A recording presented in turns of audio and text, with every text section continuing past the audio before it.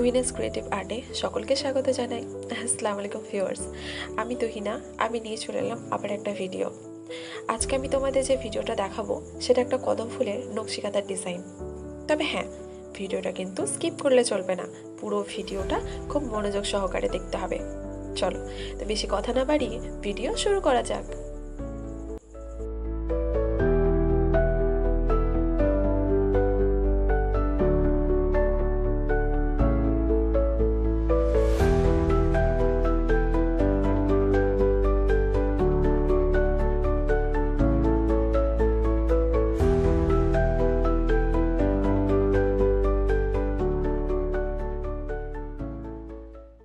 দেখতেই পাচ্ছ, আমি কদম ফুলের জন্য একটা বড় গোলাকৃতি আর মাঝখানে একটা ছোট গোলাকৃতি এঁকে নিয়েছি।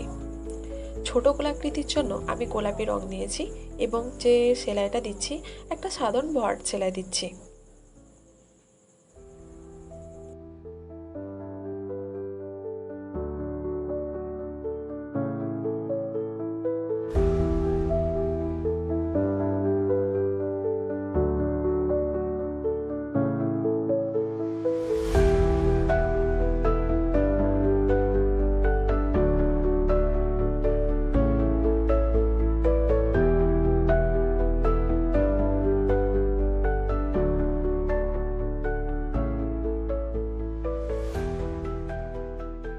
এরপর বড় গোলাকৃতির জন্য আমি অরেঞ্জ কালারের সুতো নিয়েছি। এই যে সেলাইটা এবার আমি করব, খুব মনোযোগ সহকারে কিন্তু দেখতে হবে যদি তোমরা শিখতে চাও। আসলে সেলাই কেন, যে কোনো কাজই মনোযোগ দিয়ে না করলে সেটা ভালো হয় না, মনোযোগ দিতে হবে। আর এই মনোযোগটা আনার জন্য কাজটাকে ভালোবাসতে হবে।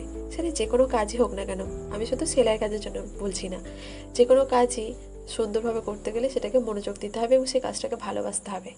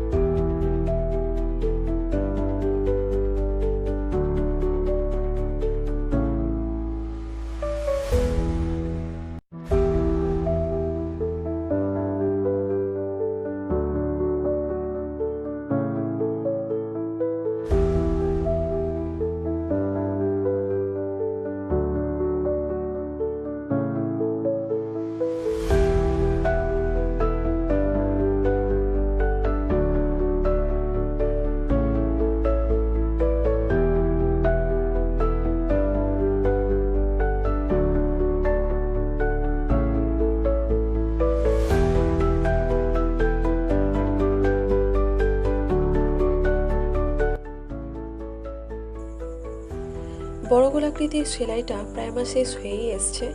এরপরে শুরু হবে মেন কাজটা, অর্থাৎ সুতো বাঁধার কাজটা। প্রথমে যে গিঁটটা আমরা বাঁধবো, ওপর থেকে আমরা ওপরে একটা গিঁট হবে, নিচের দিকে একটা গিঁট হবে। ওপরে যে গিঁটটা বাঁধবো, ওপরে গুনে গুনে 2 জোড়া করে সুতো নিতে হবে একসাথে এবং সেটাকে বাঁধতে হবে, ঠিক যেমন আমি ভিডিওতে করছি।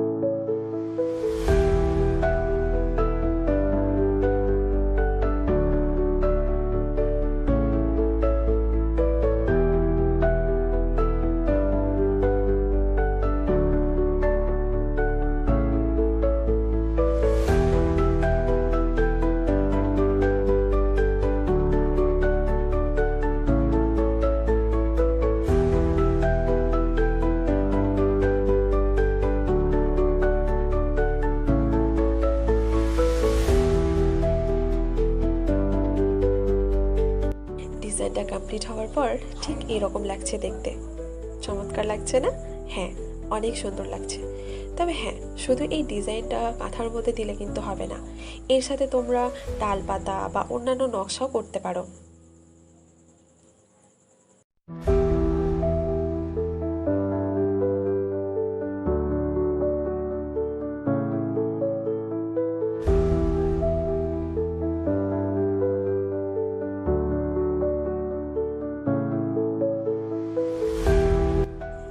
যেমন আমি এখানে ডাল এবং পাতা দিয়েছি, ডিজাইনটা পুরোটা রেডি হয়ে গেছে এবং দেখতেও কিন্তু অনেক অনেক সুন্দর লাগছে। তবে তবে তোমাদের কেমন লাগছে কমেন্টে কিন্তু জানাতে হবে। আর এই ভিডিওতে একটা কিন্তু লাইক করে যেতে হবে। আমার ভিডিওটা শেষ পর্যন্ত দেখার জন্য অসংখ্য ধন্যবাদ। ভিডিওটা ভালো লাগলে অবশ্যই আমার চ্যানেলকে সাবস্ক্রাইব করে দেবে। কথা হবে অন্য কোনো ভিডিওতে। আল্লাহ হাফেজ।